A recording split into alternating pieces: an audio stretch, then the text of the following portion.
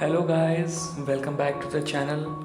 तो आज मैं आप लोगों को शेडिंग का ट्यूटोरियल देने वाला हूं। आपने मेरी जो पिछली वीडियोस में देखा होगा कि आप किस तरीके से इजीली आइज़ को और नोज़ को शेड कर सकते हैं। मैंने उसमें ये रेफरेंस फ़ोटो का ही शेडिंग दिखाया है, बट आप किसी भी पर्टिकुलर स्केच के लिए जो शेडिंग करेंगे उसमें आप उस टेक्निक को यूज़ कर सकते हैं। तो मैं आज आप लोगों को पूरे फेस की शेडिंग करके दिखाऊंगा, लिप्स के साथ ही जो मेरे चीक्स हैं या फोरहेड है उन सभी की शेडिंग करके दिखाऊंगा।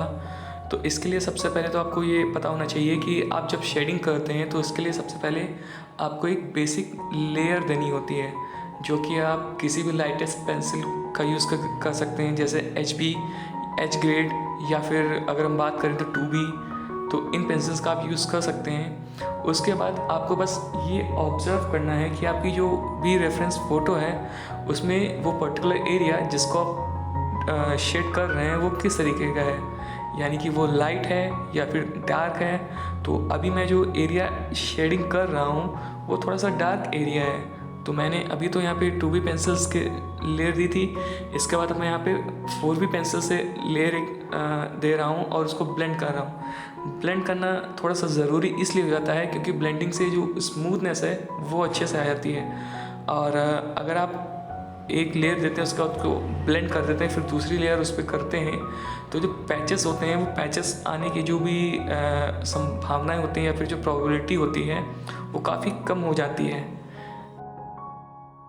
तो अब आप देख सकते हैं कि मैं इस रेफरेंस फ़ोटो का दूसरा साइड शेड कर रहा हूँ। इसमें शेड करने के लिए क्या है, मैंने सबसे पहले 2B से ही इसको लेयर दे रहा हूँ क्योंकि ये जो पर्टिकुलर एरिया है वो अगर हम कंपेयर करते हैं दूसरी साइड से तो काफ़ी लाइटर है। तो इसलिए मैं यहाँ पे सबसे पहले एक बेसिक लेयर दे रहा हूँ जो कि 2B पेंसिल से है, और इसके लिए उसको ब्लेंडिंग करने के लिए मैं यहाँ पे टिश्यू पेपर का यूज़ कर रहा हूँ। टिश्यू पेपर का आप आपका अगर कोई लार्ज एरिया है तो वहाँ पे आप इसको यूज़ कर सकते हैं। इससे आपको ये बेनिफिट मिल जाएगा कि यहाँ पे आपको ब्लेंडिंग स्टम्प्स का यूज़ नहीं करना है। अगर आप यहाँ पे ब्लेंडिंग स्टम्प्स का यूज़ करते हैं तो आपको ये हो सकता है, मे बी चांसेस ज़्यादा हो सकते हैं कि वहाँ पे पैचेस आ जाएं। तो अगर आप चाहें तो यहाँ पे टिश्यू पेपर का यूज़ कर सकते हैं। और उसके बाद मैं अभी डार्केस्ट जो एरिया था वहाँ पे मैं 8B पेंसिल का यूज़ कर रहा हूँ क्योंकि मुझे अभी लगा कि थोड़ा सा और मुझे इसे शेड करना चाहिए, क्योंकि उस तरीके से जो एक रियलिस्टिक लुक आना चाहिए वो लुक नहीं आ रहा था। इसलिए मैंने यहाँ पे अभी यूज़ किया है। और हल्का सा आइज़ के पास भी आप देख सकते हैं थोड़ा सा डार्क एरिया है तो मैं वहाँ पर शेड कर दिया है। और नोज़ को भी मैं फिर से एक लेयर दे रहा हूँ क्योंकि मैंने जो ये बेसिक लेयर्स दे रखी थी नोज़ पे। उसके बाद आप देख सकते हैं कि किस तरीके से मैं ब्लेंड कर रहा हूँ अच्छे से। और कहीं कहीं पे जब आपको जहाँ पे आपको पेंसिल का यूज़ करना थोड़ा सा डिफ़िकल्ट लग जाए तो आप वहाँ पे ब्लेंडिंग स्टम्प्स का यूज़ कर सकते हैं। वो क्या करता है, वो आसपास के एरिया से जो भी आपका जो चारकोल होता है या फिर जो भी आपका ग्रेफाइट होता है उसको ऑब्जर्व करके दूसरे पार्ट में उसको ट्रांसफ़र कर सकता है। और अगर आप लिप्स को ऑब्जर्व करें तो लिप्स भी काफ़ी ज़्यादा डार्केस्ट हैं। तो इसके लिए मैं क्या कर रहा हूँ, इसके लिए मैं या फिर कोई भी जो भी बिगिनर हो सकता है तो वहाँ पे यही आपको करना है कि आपको अच्छे से बस ऑब्जर्व करना है। जिस तरीके जितना अच्छा आप ऑब्जर्व करेंगे उतना ही अच्छा आप शेडिंग कर सकते हैं। और अगर बात की जाए पेंसिल्स की तो पेंसिल का यूज़ आप according to the reference photo use कर सकते हैं। जैसे जो मेरी रेफरेंस फ़ोटो उसमें जो भी लिप्स हैं वो थोड़े से डार्क एरिया में हैं, तो इसके लिए मैं 4B, 6B और 8B पेंसिल्स का यूज़ करूँगा। जैसे मैंने अभी आपको बताया कि आप लेयर बाय लेयर अगर आप स्टेप बाय स्टेप चलेंगे तो आप अच्छे से उसको स्मूथली आप शेडिंग कर सकते हैं। तो वही टेक्निक आपके लिए सबसे बेस्ट रहती है कि सबसे पहले आप लाइट लेयर दें, उसके बाद उसे डार्क।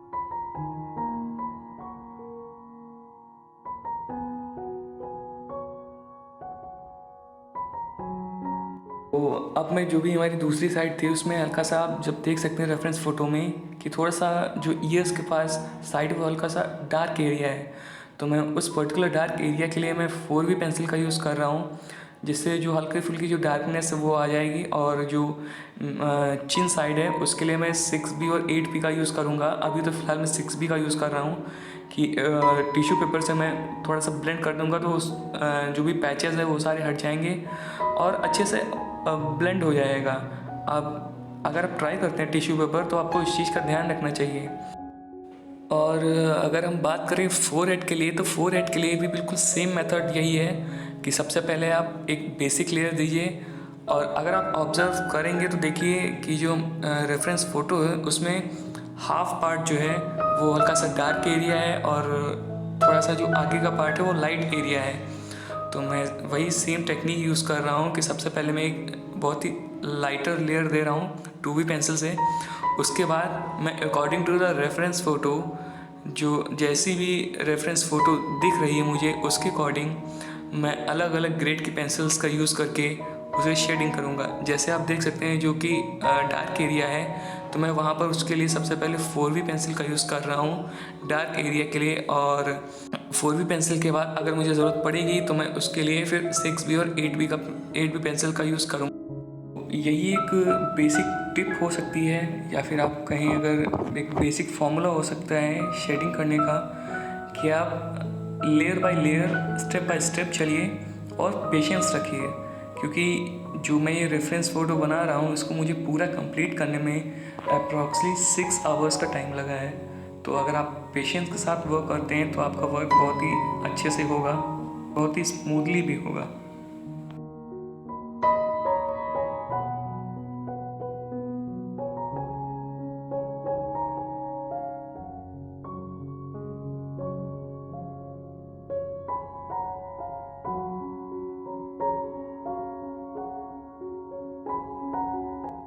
तो आपने देखा कि मैंने अभी जो ब्लेंडिंग सिस्टम्स का यूज़ किया है उससे हल्के फुल्के कहीं पे पैचेस रह गए हैं तो उनको हटाने के लिए मैं फिर से टिश्यू पेपर का यूज़ कर रहा हूँ। टिश्यू पेपर का एक ये बेनिफिट है कि आपकी जो भी 2 लेयर्स होती हैं तो उनको बिल्कुल इक्वली मर्ज कर देता है। तो आप ये ऑब्ज़र्व कर सकते हैं कि जो भी टेक्सचर है बिल्कुल ही स्मूथ हो चुका है, कहीं भी पैचेस नहीं रह गए हैं। तो फ़िलहाल बस आज के लिए इतना ही।